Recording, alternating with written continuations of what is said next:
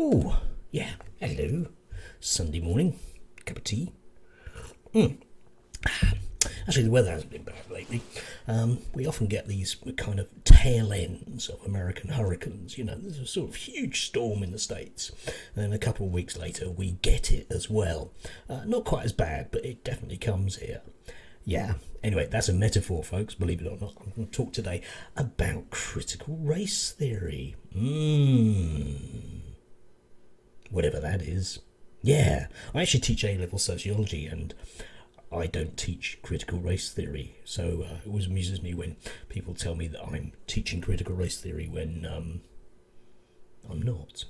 Anyway, yeah, just about the way today that the right wing in this country kind of, for all their statements about, there's so much discussion on the right, there's a lot of cut and thrust and parrying, and just the best ideas will bubble to the surface. Well, oddly, there isn't, is there? It's just whatever everyone else is doing on any given day. And I just want to today kind of highlight the way that system works.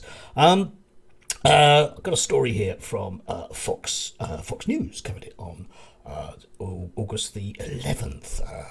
A huge news story which has enormous ramifications for us in the UK because it's about a teacher that resigned in America.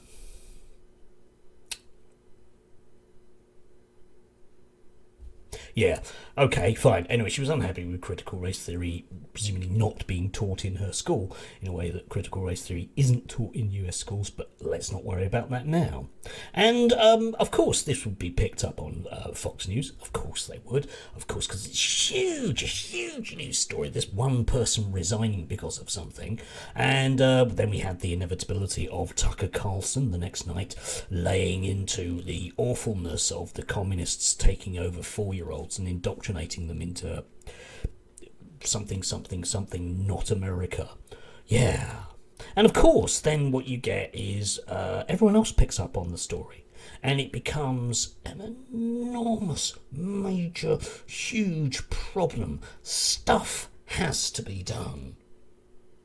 And of course, in this country, because of the clickbait, you end up with all the usual suspects that also sort of pile on in. And we get the podcast of the rape joke, inevitably. Yeah, Sargon of him. Anyway, Carl, obviously, who manages to multiply on his Tube website. It manages to multiply the number of people involved from one to more than one, which I think is brilliant. Yeah, teachers are resigning.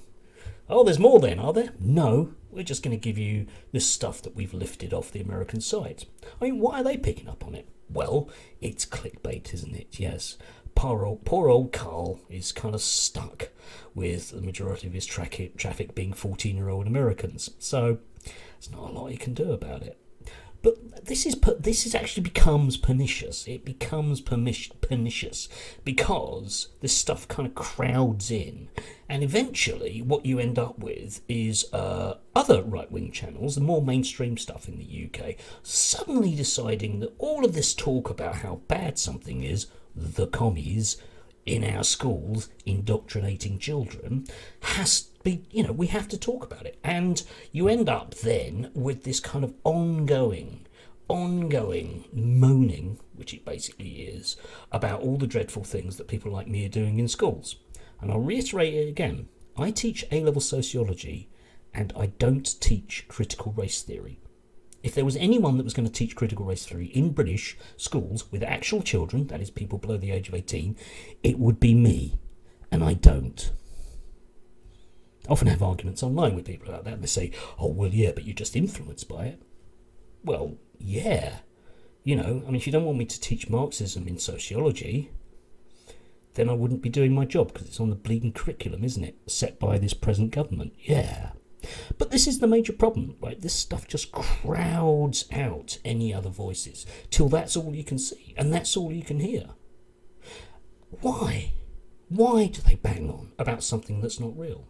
Well, the answer is, of course, that it enables them to talk about things indefinitely, to attack the left generically, because I'm told, oh, you must really be teaching it. Really? I'm either lying or I don't understand or whatever, right? Must be. Why? Because there's so much of it out there. There's no smoke without fire. There's no wind without Hurricane Erda or Ida or whatever it is. Yeah? It must be true.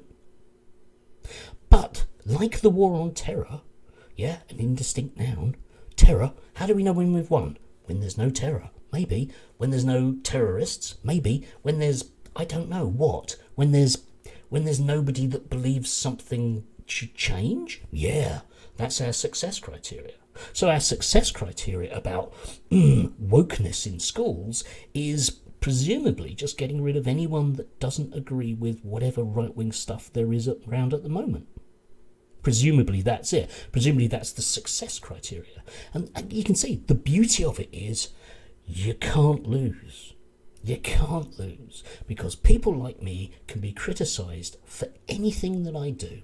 Anything that I do. Cheers for that. Anything that I do must be wrong. Why?